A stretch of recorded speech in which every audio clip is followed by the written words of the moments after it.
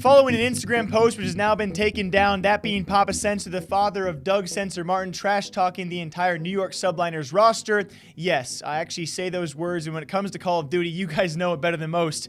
We don't see these stories across other esports. The drama that comes with Call of Duty, yes, that post has since been taken down. Yes, we did break it down yesterday, and following the events, it's actually Papa Censor who has since apologized to the entire New York Subliners team and roster. You can only imagine what's going on over there. Hopefully, they can write this one off as a joke, as a passionate father. We'll see what happens. Now, all of this following rumors that it will be Zero out of the roster and not Censor in, but another substitute player, that being Happy, to fill in for the Battle of LA, which does seem to be true. Either way, though, also following the events, I'm going to assume due to some sort of mass reporting, I do believe Papa Censor has now been taken down from Twitter or suspended. And before so, he actually posted this apology video to both his Twitter and his Instagram with his message to the Subliners.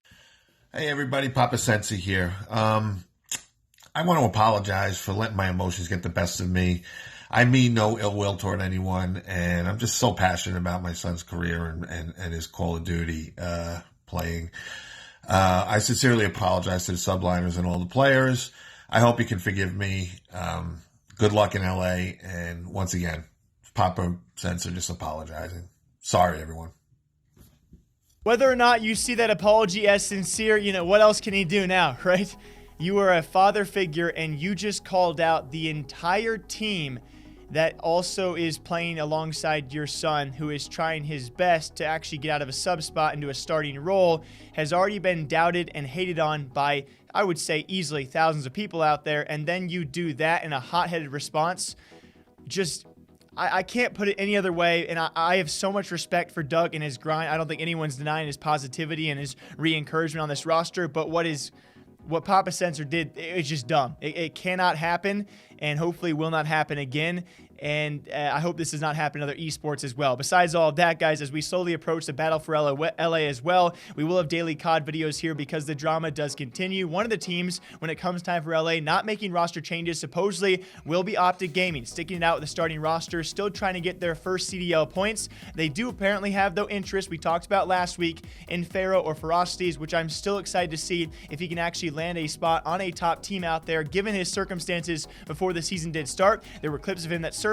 He admitted to them, and that's why he did not actually get signed initially. I still think it'd be great to see him get signed, even if it was for a sub spot. Certainly a very, very talented figure. One team who will be making changes will be the other LA team, now pretty much confirmed by CDL Intel. I will link their stuff down below, guys. And the biggest change we have seen so far, not even close, a majority three-man roster change apparently coming in. It will be Aches out.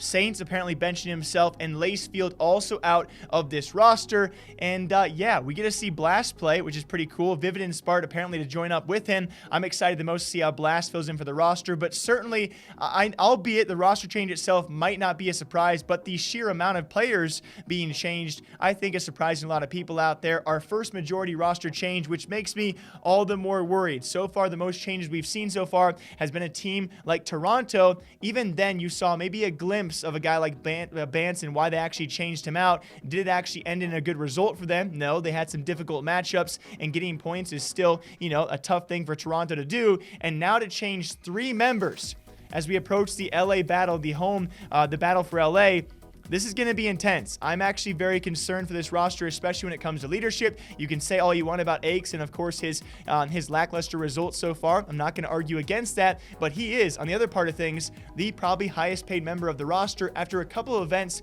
he's already sitting on the bench. He is certainly the face, the voice, and I would say a lot of the impressions and views this team does get, and certainly the paycheck they are paying for him to have him on the bench, that certainly has to hurt mentally. And when it comes time for morale and chemistry, changing out this much of the roster, let's hope Guerrillas can pull it back and have some big faith in these new sub members to now take on starting roles. I mean, I've said it before, I'll say it once again, this only favors the other teams who are not making changes, who are actually consistent with their rosters, especially the top teams we do look at who will be at the Battle for LA. What do you guys think about this? I know there's a lot of, of course, when it comes time for following the homestand weekend and weekend one after that as well, the Aches controversy, him talking bad about the crowd painting him as the villain, which he certainly is a villain alongside the likes of Crimsix. sucks. Albeit, think what you want about his KD and his stats so far. He is super entertaining to watch. To see him be on the bench, to me, is disappointing, but I hope this next up roster and these sub roles who are actually taking on starting roles for the first time on the big stage